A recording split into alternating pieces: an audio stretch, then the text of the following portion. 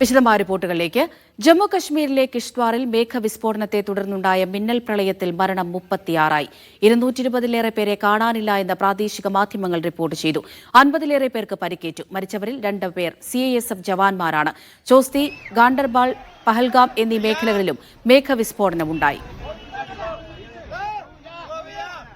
PR Aravind വിവരങ്ങൾ നൽകാനായി ചേരുന്നുണ്ട്. അരവിന്ദ്, സാഹചര്യം കൂടുതൽ കലുഷിതമാവുകയാണ്. ഇപ്പോൾ 200-ലധികം ആളുകളെ കാണാനില്ല എന്ന് പറയുന്നു. മരണസംഖ്യ ഉയരുമെന്നാണോ? രക്ഷാപ്രവർത്തനം എങ്ങനെ പുരോഗമിക്കുന്നു? നമ്മുടെ രക്ഷാപ്രവർത്തനം ദുഷ്കരമായി തന്നെയാണ് മുന്നോട്ട് പോകുന്നത്. പ്രാദേശിക മാധ്യമങ്ങളാണ് 220 പേരെ കാണാതായിട്ടെന്നുള്ള റിപ്പോർട്ടുകൾ ഇപ്പോൾ പുറത്തുവിട്ടുന്നത്. പക്ഷേ സംസ്ഥാന സർക്കാരിൻ്റെ ഭാഗത്തു നിന്നൊരു ഔദ്യോഗിക വിശദീകരണം ഇതുവരെ ഉണ്ടായിട്ടില്ല. ഉച്ചയോടുകൂടിയാണ് കിഷ്ത്വാറിലെ ചോസ്തി മേഖലയിൽ ഒരു മേഘവിസ്ഫോടനം ഉണ്ടാവുകയും അതൊരു മിന്നൽ പ്രളയമായി മാറുകയും ചെയ്തത്. ഇതിനോടൊപ്പം തന്നെ 36 പേരുടെ മരണം സ്ഥിരീകരിച്ചിട്ടുണ്ട്.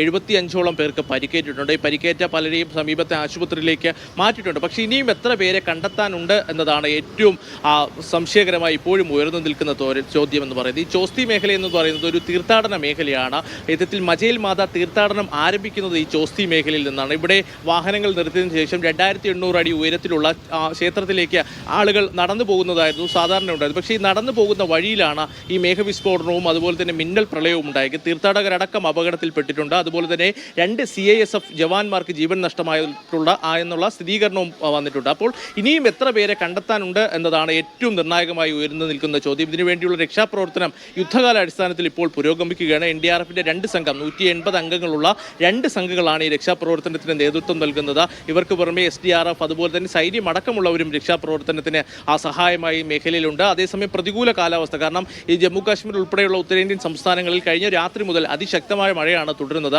അടുത്ത 2 ദിവസം കൂടി ശക്തമായ മഴ ഉണ്ടാകുമെന്ന് തന്നെയാണ് ഒരു മുന്നറിയിപ്പുള്ളത്. ഇടവിട്ട് ഈ മേഖലയിൽ മഴ തുടരുന്നതും രക്ഷാപ്രവർത്തനത്തിന് വലിയ രീതിയിൽ പ്രതികൂലമായി തന്നെ ബാധിക്കുകയാണ്. പക്ഷേ ഇതിനെല്ലാം മറികടന്നുകൊണ്ട് രക്ഷാപ്രവർത്തനം മുന്നോട്ട് പോകുന്നു. ആരെങ്കിലും ഇത് ചെളിക്കുള്ളിലോ അതുപോലെ തന്നെ ഈ അവശിഷ്ടങ്ങൾക്കിടയിലോ കുടുങ്ങിക്കിടക്കുകയാണെങ്കിൽ അവരെ എത്രയും പെട്ടെന്ന് തന്നെ പുറത്തെത്തിക്കാനുള്ള നടപടിക്രമങ്ങളാണ് ഇപ്പോൾ പുരോഗമിച്ചുകൊണ്ടിരിക്കുന്നത്. കേന്ദ്ര ആഭ്യന്തരമന്ത്രി അമിത്ഷാ അതുപോലെ തന്നെ പ്രധാനമന്ത്രി നരേന്ദ്രമോദി ഉൾപ്പെടെയുള്ളവർ ഈ സാഹചര്യം വിലയിരുത്തിയിട്ടുണ്ട്. ആവശ്യമായ എല്ലാ സഹായങ്ങളും നൽകുമെന്നതാണ് കേന്ദ്ര സർക്കാർ വ്യക്തമാക്കിയിരിക്കുന്നത്. പക്ഷേ രാജ്യം നടുങ്ങിയിരിക്കുകയാണ്. 36 പേരുടെ മരണം ഇപ്പോൾ ഔദ്യോഗികമായി സ്ഥിരീകരിച്ചിരിക്കുന്നു. മരണസംഖ്യ ഇനിയും ഉയർന്നേക്കാമെന്നുള്ള റിപ്പോർട്ടുകൾ തന്നെയാണ് ഈ രക്ഷാപ്രവർത്തനം നടത്തുന്നവരിൽ നിന്ന് നമുക്ക് ലഭിക്കുന്ന വിവരം. എന്തായാലും യുദ്ധകാലാടിസ്ഥാനത്തിൽ രക്ഷാപ്രവർത്തനം പുരോഗമിക്കുന്നു. നമുക്കറിയാം 2 ആഴ്ചയ്ക്ക് മുമ്പാണ് ദരാരി ഗ്രാമത്തിൽ ഇതുപോലെ ഒരു മേഘവിസ്ഫോടനം ഉണ്ടാവുകയും അന്ന് 5 പേരുടെ മരണം മാത്രമാണ് സ്ഥിരീകരിച്ചത്. പക്ഷേ അന്ന് അവിടെ കാണാതായവരെ കുറിച്ച് ഇതുവരെ ഒരു വിവരവും ലഭ്യമായിട്ടില്ല. സർക്കാരും കഴിയെഴുന്ന ഒരു സാഹചര്യമാണ് ഉണ്ടായത്. എന്തായാലും രക്ഷാപ്രവർത്തനം ഇപ്പോൾ ഊർജിതമായി തന്നെ തുടരുന്നു. തീർത്ഥാടകരടക്കം എത്ര പേരാണ് ഈ മേഖലയിൽ ഈ അപകടം നടക്കുമ്പോൾ ഉണ്ടായിരുന്നത്